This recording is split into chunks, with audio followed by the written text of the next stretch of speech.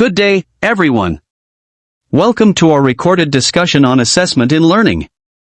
Today, we're diving into the guiding principles in assessment, a topic that's essential for shaping how you, as future educators, will measure and guide your students' learning. Before we begin, I'd like to share something with you. Let's start with this illustration.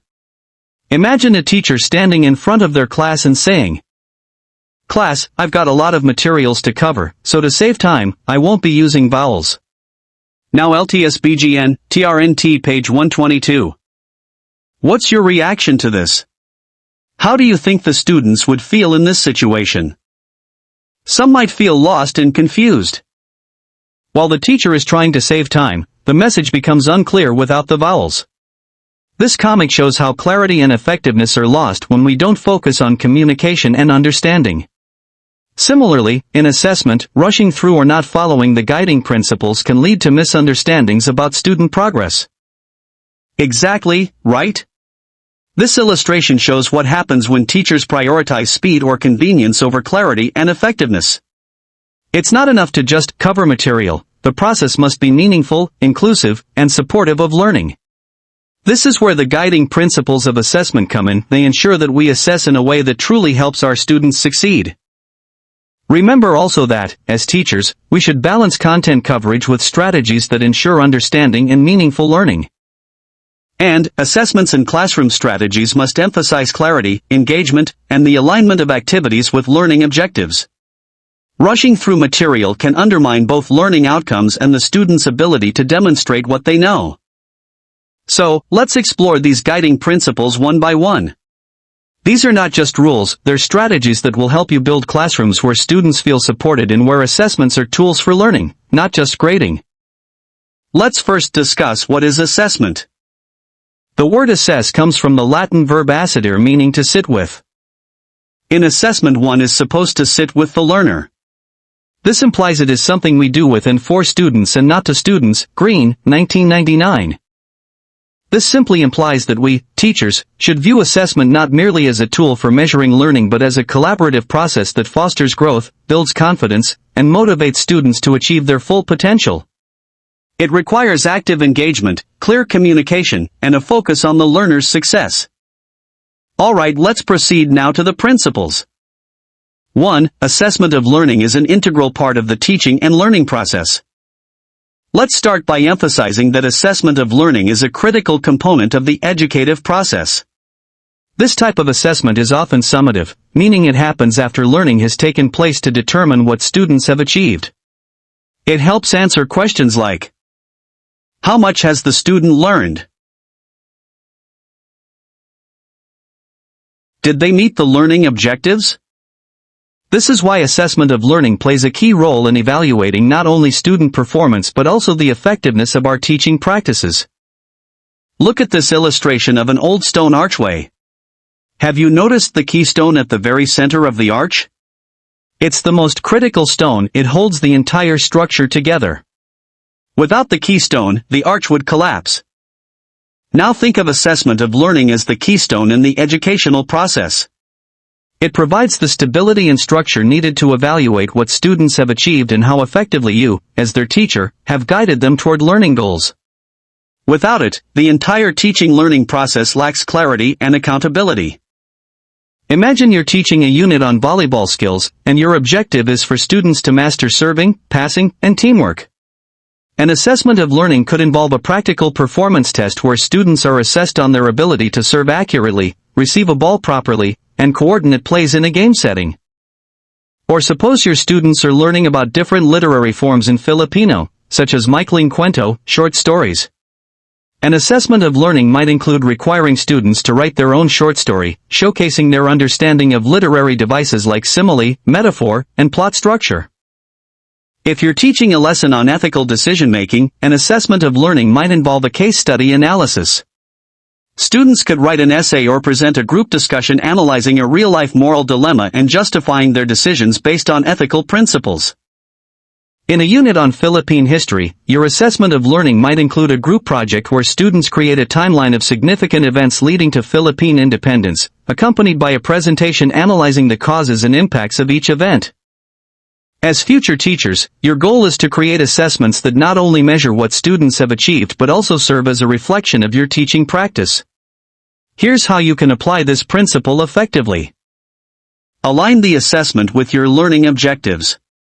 If the goal is mastery of volleyball skills, writing a short story, or analyzing a case study, your assessment should reflect those specific objectives. Make it meaningful. Ensure the assessment has a purpose beyond just a grade. For example, let students see how their volleyball skills could apply to team dynamics in real life or how understanding ethics can help in daily decision-making. Lastly, use the results to improve your teaching. Look at the data to identify trends. Are many students struggling with teamwork? This might indicate you need to emphasize communication drills in future lessons. Now, let's reflect on what happens when we teach. As teachers, we follow a logical process that repeats throughout our lessons. AIMS, first, we determine what we want our students to learn.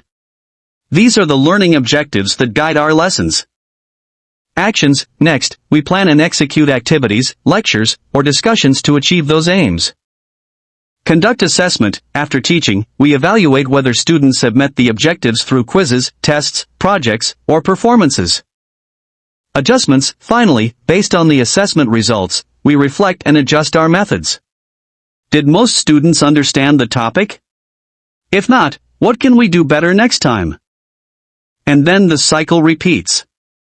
This process ensures that teaching and assessment are continuous and connected, ultimately supporting student growth. In conclusion, like the keystone in an arch, assessment of learning holds everything together. It's what validates the teaching and learning process, providing both you and your students with clarity about their progress. Remember, as future teachers, the assessments you design and implement will have a lasting impact. Use them not just to grade but to celebrate accomplishments and guide improvement. Number 2. Assessment tools should match with performance objectives. The type of assessment we use must match what we want students to learn. If we want them to develop critical thinking, for example, we should avoid just asking them to memorize facts. Let's say you're teaching how ecosystems work.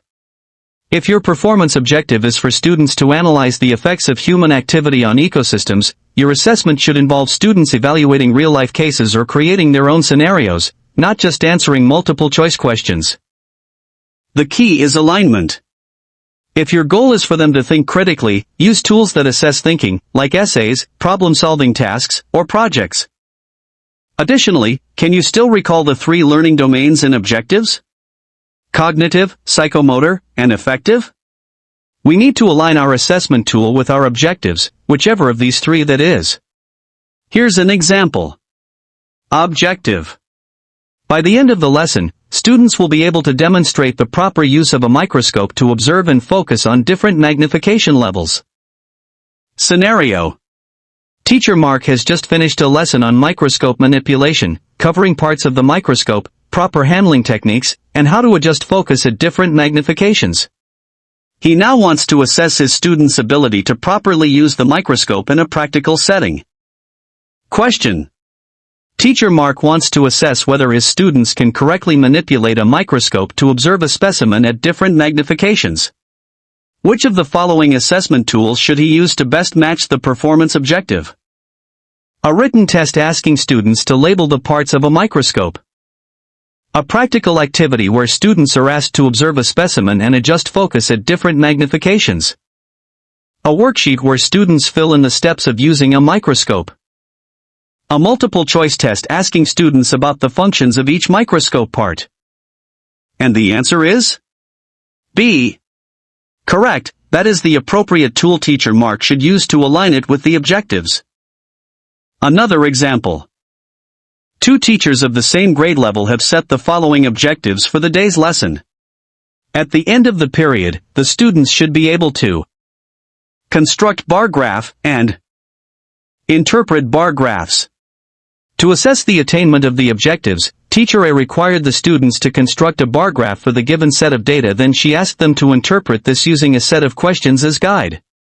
Teacher B presented a bar graph, then asked them to interpret this using also a set of guide questions. Now, the question is, whose practice is acceptable based on the principles of assessment? Teacher A. Teacher B. Neither Teacher A nor Teacher B. Both Teacher A and B. The correct answer is Teacher A. 3. The results of assessment must be fed back to the learners. Imagine running a race but not knowing your time or place at the end. That's how students feel when we don't give them feedback. Feedback is vital. It tells students what they're doing well and where they need to improve. Example, instead of marking a student's essay with wrong or correct, we could provide detailed feedback, like, "You've done a great job organizing your ideas. To improve, try to explain more clearly how human activities directly impact the carbon cycle." Timely and constructive feedback makes students feel that their effort is seen and valued. It also motivates them to improve. Additionally, imagine learning a new skill without knowing how you're doing. Wouldn't it be frustrating? This is why providing timely and meaningful feedback to students is so important. Feedback bridges the gap between what students currently know or can do and what they need to achieve. It gives them the opportunity to reflect, adjust, and grow. In the context of assessment of learning, feedback serves not just as a mirror for students but also as a map guiding them toward improvement. Feedback isn't just about pointing out mistakes, it's about guiding students toward mastery. By feeding back assessment results in a constructive way, you're helping your students build confidence, refine their skills, and stay motivated. For PE majors, this principle is especially critical because physical skills often require repetition and correction before mastery. As a future PE teacher, remember this: assessment results are only meaningful when shared with students in a way that helps them grow. Be a coach, not just an evaluator. Use feedback to encourage, guide, and inspire your students to reach their full potential. While this applies to all majors, give feedback to your students' performance or outputs. 4. Consider learning styles and multiple intelligences. We all know that students learn in different ways. Some are visual learners, some are more verbal, and others might be more hands-on. This means that we need to assess in a variety of ways to give every student a fair chance to show what they know. For example, if you're teaching about electricity, one student might write a detailed report, another could create a diagram, and a third might prefer to build a working circuit.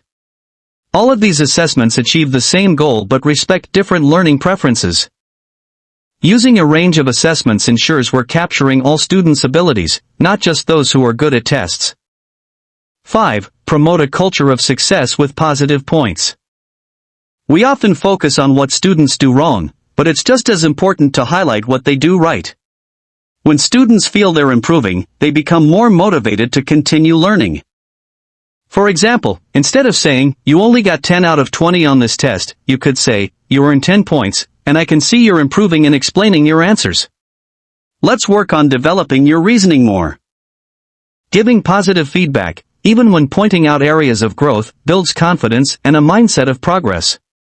Remember, our goal is to help them believe in their ability to improve. Remember this: as teachers, our words carry great weight. How we deliver feedback can either build students up or discourage them. This principle reminds us that when assessing students, we must balance our critique by highlighting their strengths and framing areas for improvement as opportunities rather than failures. Starting your critical evaluation by accentuating positive points creates a supportive environment.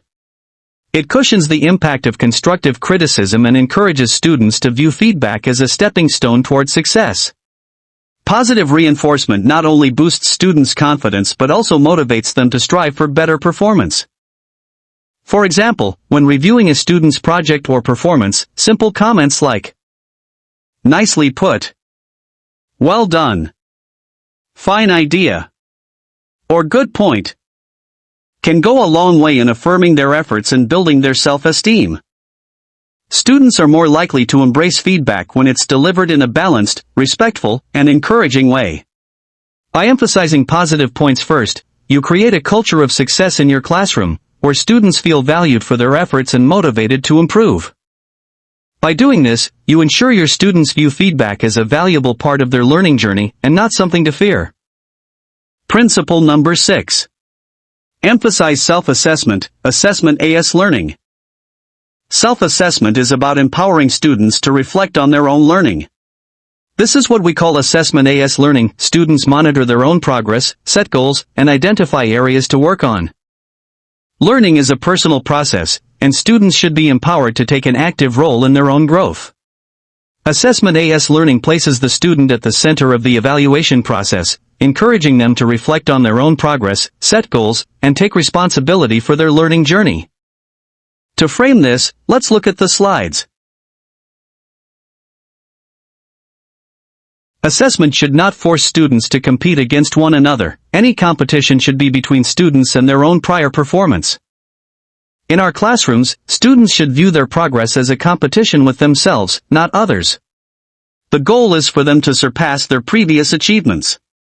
When students focus on self-improvement, they develop resilience and self-awareness, which are essential for lifelong learning. And if learning is a personal process, then the pupil or student is in the best position to measure his or her performance or progress against the benchmark. As teachers, we assess students against established criteria. However, self-assessment adds depth to the process. It allows students to gauge their own efforts and outcomes, helping them identify both their strengths and areas for growth. Combined with teacher evaluations, self-assessment gives a fuller picture of where the student stands relative to learning goals. Assessment AS learning is not just about evaluating students, it's about equipping them to evaluate themselves. By integrating self-assessment into your teaching, you help students become active participants in their own development. Next is principle number 7. Abandon the bell curve mentality.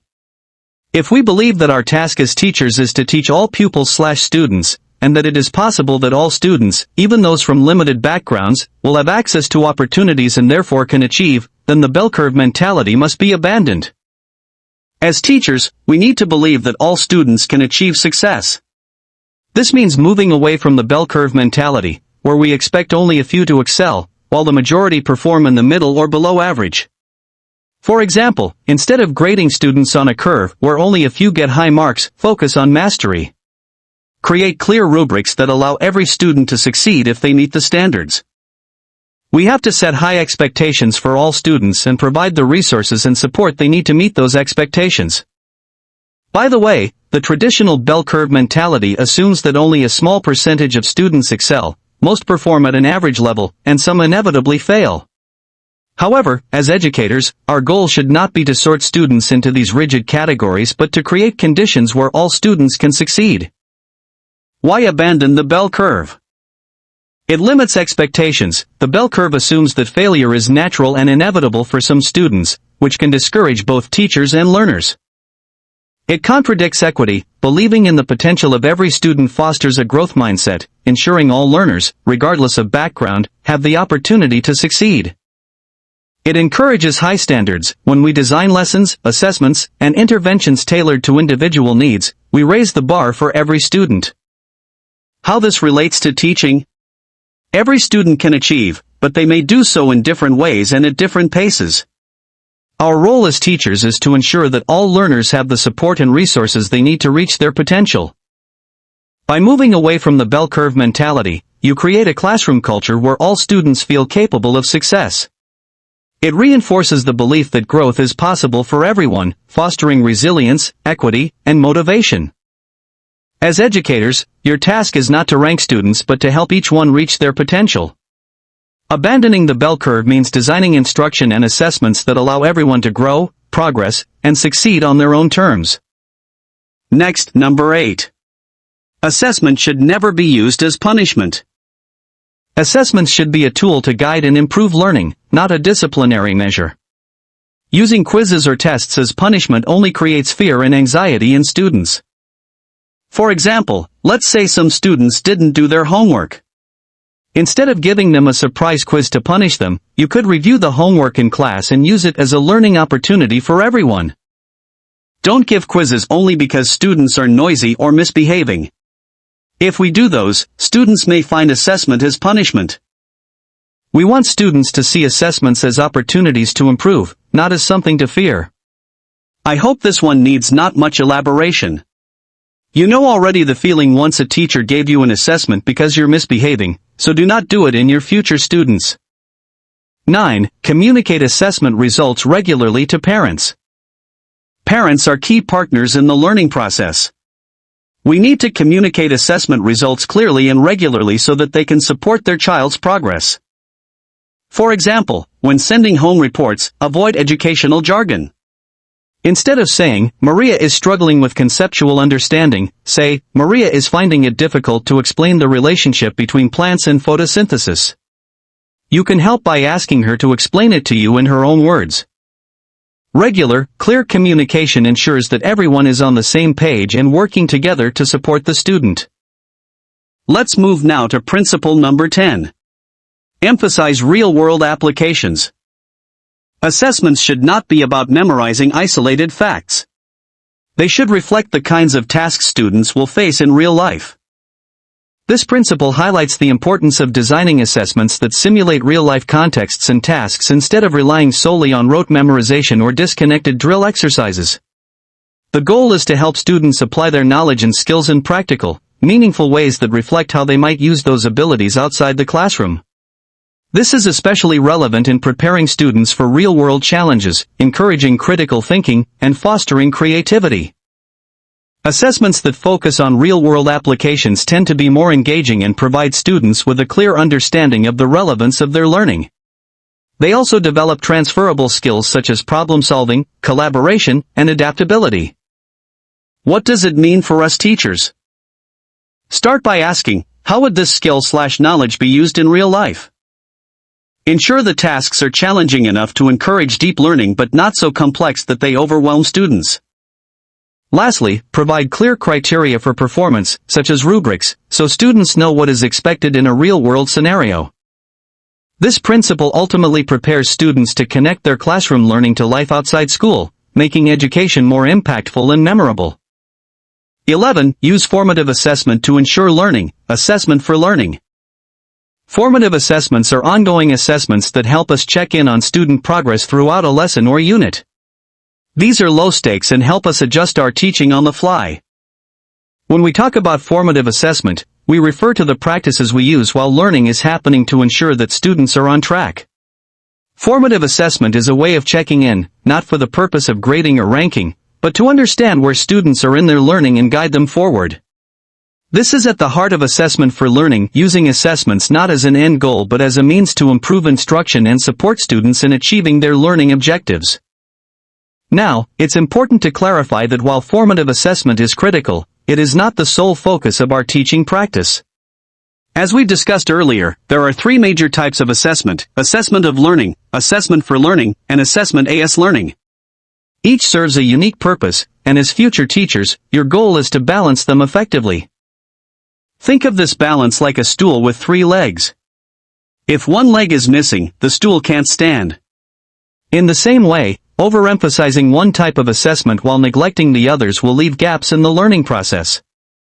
Why balance matters? While formative assessment is powerful, it doesn't give a complete picture.